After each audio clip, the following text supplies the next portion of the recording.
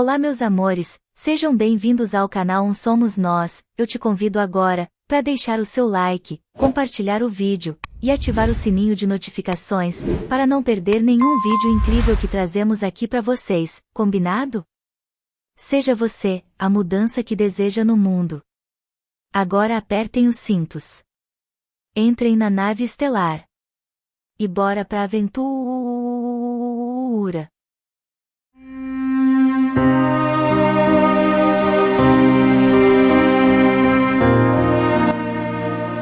O mistério dos ataques alienígenas no Peru se aprofunda quando é descoberto que os Estados Unidos realizaram exercícios militares ao mesmo tempo em que os ataques ocorreram. Uma entrevista com alguém que conheceu o famoso denunciante Philip Corso, conhecendo pessoalmente programas de acesso espacial. Cursos de exopolítica começam com um artigo crítico a David Grush, que é publicado com o objetivo de dissuadir outros denunciantes de se manifestarem.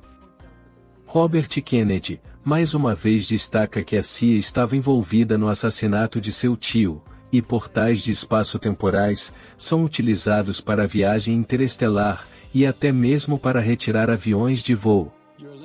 Você está ouvindo Exopolítica hoje, com o Dr. Michael Salla, sua fonte para a verdade não censurada, sobre a agenda política global extraterrestre e humana. Clique no botão de curtir, e inscreva-se neste canal, e agora aqui está o Dr. Michael Salla. Na edição desta semana do Exopolítica hoje, faremos uma revisão da semana. Temos várias histórias para cobrir, assim, como normalmente faço, vou revisar tweets ou feeds do meu Twitter.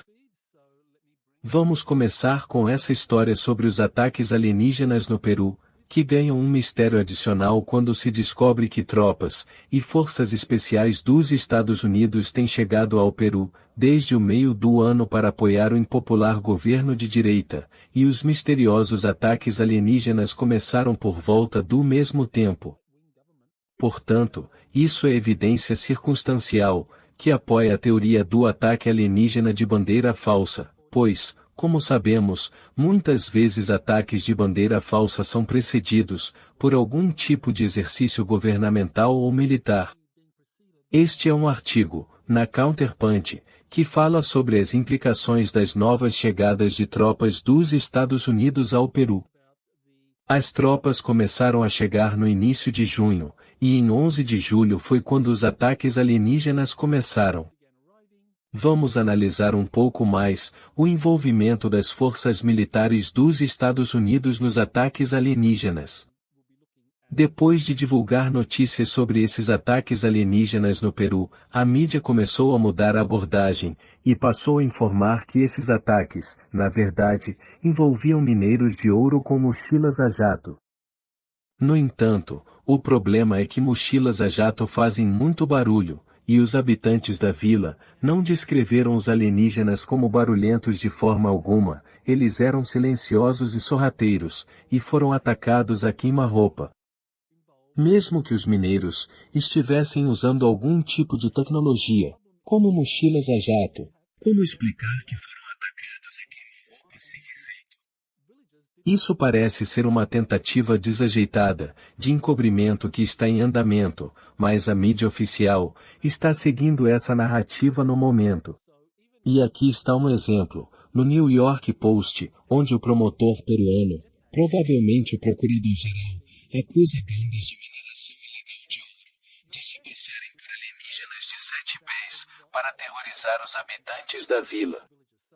Parece que isso acontece no Peru, onde os habitantes muitas vezes são ameaçados ou intimidados por mineiros ou madeireiros que desejam acessar a terra, mas realmente, como eu disse, pessoas voando ao redor. A descrição que os habitantes da vila deram desses alienígenas era de possuírem algum tipo de sapato, com um disco vermelho sob ele, o que é muito diferente de uma mochila a jato. Além disso, como mencionei, eles foram baleados a queima-roupa, o que não seria o caso, se fossem mineiros usando mochilas a jato. Portanto, o ataque alienígena no Peru ainda não foi explicado. Aqui está uma entrevista que foi publicada em 14 de agosto, onde tive a oportunidade de entrevistar a pesquisadora veterana de OVNIs, Paula Harris, que está fazendo pesquisas e entrevistando pessoas sobre OVNIs desde 1979. Ela conheceu pessoalmente o Coronel Corso, quando ele fez sua primeira conferência após o lançamento de seu famoso livro, O Dia Depois de Roswell, que foi lançado em 1997. Ela estava na conferência sobre o acidente de OVNI de Roswell, no Novo México, em julho de 1997, e foi uma das poucas que conseguiu se encontrar e entrevistar o Coronel Corso. Como ela tem ascendência italiana, e o Coronel Corso também é italiano, e passou algum tempo na Itália, ele tinha muito interesse em que suas informações fossem divulgadas para uma audiência italiana, e ela estava representando um jornal de notícias italiano em Roswell. E por coincidência, ou sincronicidade, como queira chamar, o quarto dela no hotel da conferência era bem ao lado. Foi assim que ela conseguiu a reunião, ela estava na sala adjacente a ele, o que é muito interessante, e ela conseguiu falar sobre ele. Ele é importante, porque à medida que mais e mais denunciantes saem com informações sobre programas de engenharia reversa, relacionados a tecnologias extraterrestres, isso significa que temos que começar a prestar atenção a alguns desses denunciantes mais antigos, que estão por aí há 20 ou 30 anos, que falavam sobre a mesma coisa, e é claro que foram ridicularizados e ignorados na época. Agora, acontece que eles estavam revelando a verdade, e definitivamente vale a pena revisitar o caso do Coronel Philip Corso. Essa entrevista pode ser assistida no Exopolítica hoje. Já, quando se trata desses programas de acesso especial, que têm sido citados por pessoas como David Grush, dizendo que está ocorrendo engenharia reversa de tecnologias alienígenas, e isso está acontecendo nesses programas de acesso especial. Agora vejamos, o que exatamente são programas de acesso especial. Eles são bastante complexos, existem versões militares e corporativas, de programas de acesso especial, porque as corporações precisam seguir os padrões militares para um programa de acesso especial, caso contrário, eles não receberão financiamento. Essa história que apareceu no Drive, detalha a história dos programas de acesso especial e o que está envolvido neles, e definitivamente vale a pena revisar as origens dos programas de acesso especial.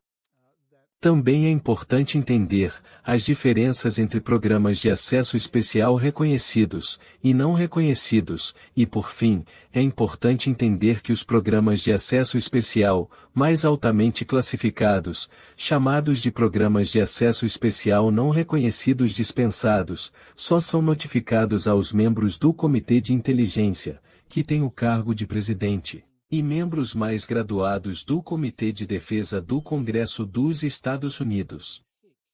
Não há registros escritos, então é uma ótima maneira de manter isso em segredo. Neste artigo, eles descrevem programas de acesso especial reconhecidos aqui, e aqui eles têm programas de acesso especial não reconhecidos, também conhecidos como o SAPS. Portanto, definitivamente vale a pena revisar esse artigo em particular. E uma das coisas que achei particularmente útil, é que havia um exemplo de um acordo, de não divulgação vinculado a esse artigo no Drive. E isso é muito útil, mesmo que esteja um pouco embaçado, e não dê para entender muito bem, o link está lá nesse artigo no Drive, e você pode fazer o download, ampliar e entender um pouco mais. Ele mostra quão rigorosos são esses acordos de não divulgação, e por que David Grush, em seu depoimento inovador, perante o Comitê de Supervisão da Câmara em 26 de julho, e até antes disso, quando ele deu uma entrevista a um jornalista australiano, Ross Coulter, que foi transmitida na News Nation, ele foi muito cuidadoso, ao dizer que não iria além do que já tinha permissão para falar, por meio de um conselho de revisão, aprovado pelo Inspetor-Geral da Comunidade de Inteligência. Em outras palavras, ele só poderia falar sobre generalidades, em relação ao seu conhecimento e serviço, mas não poderia ser muito específico, caso contrário, poderia ser acusado de divulgar informações classificadas, para pessoas não autorizadas, e esse acordo de não divulgação explica isso. Agora, entenderemos por que, com base neste acordo de não divulgação, é muito semelhante ao que David Grush provavelmente assinou. Vamos agora para a próxima história. Certo, aqui está um anúncio para o Instituto de Exopolítica, uma organização 501c3, que está operando desde 2006, ou seja, existe há 17 anos, e tem vários programas, sendo que o mais relevante hoje é o programa de diploma em exopolítica, onde você pode obter um certificado ou diploma em exopolítica. Isso começa em 4 de setembro, e é um lugar onde você realmente pode fazer esses cursos diferentes. No semestre de outono, temos, é claro, a introdução à exopolítica, que comecei a ensinar por volta de 2008 e 2009, e agora é ministrada por Manuel Lemurray, um excelente instrutor.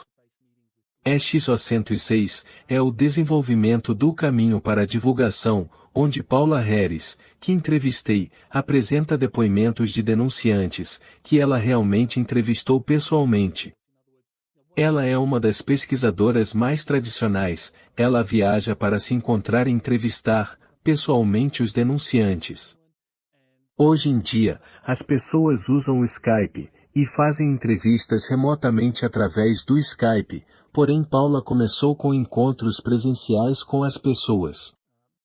Também há um novo curso, uma nova metodologia xenológica, e exopolíticas, que é um curso essencialmente metodológico, ou seja, o que é evidência, o que é algo admissível ou genuíno. Portanto, ele explora as diferentes maneiras, pelas quais os dados e as fontes podem ser examinados e compreendidos, em termos de sua evidência e importância. Portanto, definitivamente, se você está interessado em se atualizar em exopolítica e obter um certificado que o capacitará, está à disposição. No futuro, quando isso se tornar mainstream, você pode dar uma olhada no curso de certificação em exopolítica do Instituto de Política de Exílio, que começa em 4 de setembro. Agora vamos dar uma olhada neste artigo interceptado, que foi publicado por um jornalista no Intercept. O que esse artigo do Intercept fez foi focar nas dificuldades de David Grush. Em 2014 e em 2018, ele teve dificuldades com transtorno de estresse pós-traumático. Na verdade, ele teve algumas dificuldades pessoais, incluindo o uso excessivo de álcool, e foi institucionalizado por 24 horas devido a isso. Portanto, este artigo do Intercept se concentrou nisso, apresentando a informação de que um pedido da Lei de Acesso à Informação foi feito às várias autoridades da Virgínia. O autor do artigo do Intercept recebeu uma dica de agentes de inteligência sobre onde procurar, então ele fez o pedido, e obteve informações sobre os episódios de David Grush, envolvendo a aplicação da lei em 2014. Jeremy Corbell e George Knapp publicaram um episódio sobre o assunto, da Guerra nas Estrelas do Império em seu programa, onde abordaram a tentativa de desacreditar David Grush. Eles apontaram que na entrevista original de David Grush, com o News Nation, que durou cerca de 7 horas, ele mencionou seus problemas, com transtorno de estresse pós-traumático, devido ao fato de ser veterano do Afeganistão, e de ter perdido seu melhor amigo para o suicídio, após o retorno. Corbell e Knapp abordaram esse aspecto, e salientaram que a intenção do artigo do Intercept foi difamar David Grush, sem haver questionamentos sobre suas credenciais ou conhecimentos necessários para seu trabalho, pois seus superiores o apoiavam. Eles observaram que o verdadeiro objetivo desse artigo era intimidar para os outros denunciantes, alertando que se eles se manifestassem, sofreriam consequências semelhantes. Além disso, Eles destacaram a ironia de que o Intercept, que foi criado para proteger denunciantes, estava sendo usado para atacá-los e desacreditá-los. Isso mostrou que Glenn Greenwald tomou a decisão certa em se distanciar do Intercept.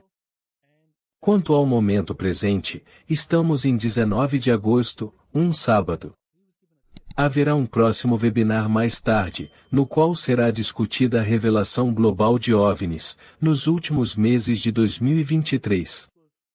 À medida que o verão chega ao fim, o Congresso retoma suas atividades e avança na aprovação de legislações inovadoras, como o Ato de Divulgação de Fenômenos Aéreos Não Identificados de 2023, que estabelece um conselho de revisão, nos arquivos nacionais, para examinar todos os registros de OVNIs, com mais de 25 anos, e determinar sua divulgação ao público.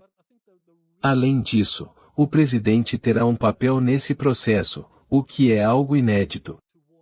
O ato também reivindica a propriedade de qualquer tecnologia extraterrestre, forçando as empresas a liberar registros de seus projetos de engenharia reversa. Isso significa que todos os registros com mais de 25 anos serão automaticamente desclassificados. Essa legislação promete trazer informações surpreendentes à medida que é implementada. E mais coisas estão surgindo nas partes posteriores de 2023. Eu falei sobre o meu contato interno do Exército dos Estados Unidos, o JP, que retornou de uma missão a um artefato espacial no Atlântico, e ele diz que uma joia de cristal foi retirada desse arco, e está sendo usada para ativar outros arcos espaciais. Os SpaceX estão sendo ativados, e definitivamente há um plano de divulgação em operação. Então, falaremos mais sobre isso. Quero expressar minha sincera gratidão a todos que deixaram seu like neste vídeo incrível. Cada curtida nos motiva a continuar trazendo as traduções sobre o tema para este canal. Se você ainda não é inscrito, não perca a oportunidade de se juntar à nossa comunidade. Até a próxima aventura!